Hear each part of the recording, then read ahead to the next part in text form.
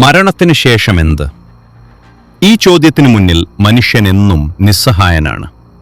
എന്നാൽ മരിച്ചുപോയ ഒരാളുടെ ഓർമ്മകൾ മറ്റൊരു ശരീരത്തിൽ തെളിയുകയാണെങ്കിലോ?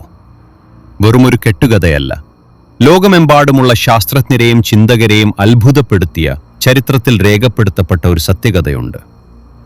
1930കളിലെ ഇന്ത്യയെ പിടിച്ചുലച്ച പുനർജന്മത്തിന്റെ ഏറ്റവും വലിയ തെളിവ് എന്ന് വിശേഷിപ്പിക്കപ്പെടുന്ന ശാന്തിദേവി എന്ന പെൺകുട്ടിയുടെ കഥ.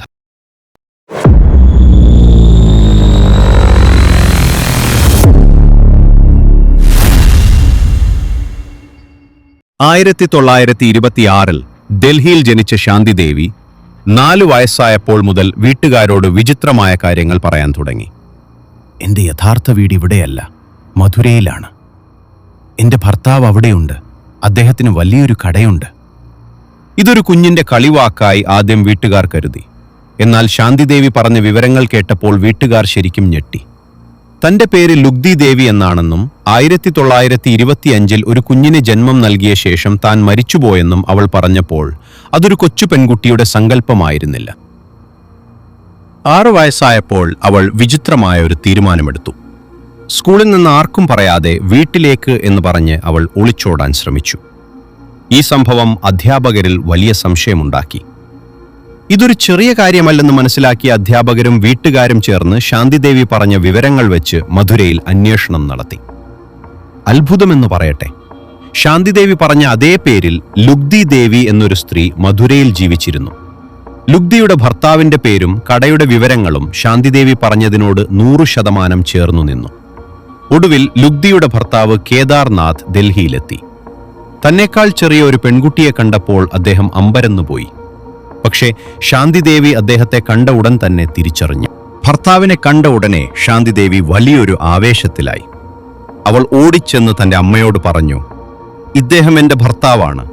അദ്ദേഹത്തിന് എന്ത് കഴിക്കാനാണ് ഇഷ്ടമെന്ന് ഞാൻ പറഞ്ഞു തരാം, അതുണ്ടാക്കി കൊടുക്കണം എന്ന്.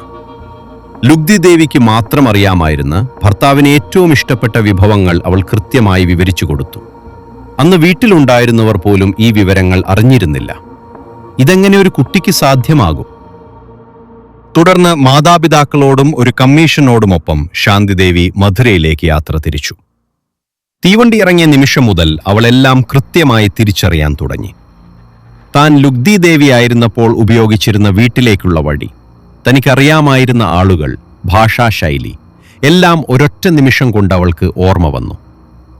ലുഗ്ദിയുടെ വീട്ടിന്റെ വാതിലിൽ മുട്ടിയപ്പോൾ ലുഗ്ദിയുടെ ഭർത്താവിന്റെ ബന്ധുക്കളോട് അവൾ ആ പഴയ കാലത്തെക്കുറിച്ച് സംസാരിച്ചപ്പോൾ അവിടെയുണ്ടായിരുന്നവർ സ്തബ്ധരായിപ്പോയി. അവൾ മരിച്ച ലുഗ്ദി ദേവി തന്നെയായിരുന്നു. ഈ സംഭവം കാട്ടുതീ പോലെ പടർന്നു. ഗാന്ധിജി നേരിട്ടിടപെട്ടു. ശാന്തിദേവിയെ നിരീക്ഷിക്കാൻ ഒരു പ്രത്യേക കമ്മീഷനെ അദ്ദേഹം നിയോഗിച്ചു.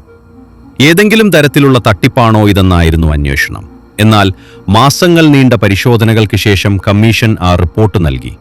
ശാന്തിദേവി പറഞ്ഞതെല്ലാം സത്യമാണ്. ഒരു കൊച്ചു പെൺകുട്ടിക്ക് ഇത്രയും കൃത്യമായി മറ്റൊരു നഗരത്തിലെ കാര്യങ്ങൾ അറിയാൻ കഴിയില്ലെന്ന നിഗമനത്തിൽ അവരെത്തിച്ചേർന്നു.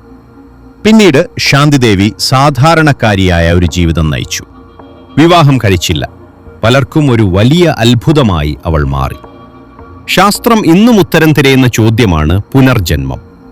മരണം അവസാനമാണോ, അതോ അതൊരു പുതിയ തുടക്കമാണോ? ശാന്തിദേവിയുടെ കഥ ആ ചോദ്യം നമ്മളിലേക്ക് വീണ്ടും എറിയുന്നു. നിങ്ങൾ വിശ്വസിക്കുന്നുണ്ടോ പുനർജന്മത്തിൽ? കമന്റ് ബോക്സിൽ നിങ്ങളുടെ അഭിപ്രായങ്ങൾ രേഖപ്പെടുത്തൂ. തുടർന്ന് ചാനൽ സബ്സ്ക്രൈബ് ചെയ്യാനും ഷെയർ ചെയ്യാനും മറക്കരുത്.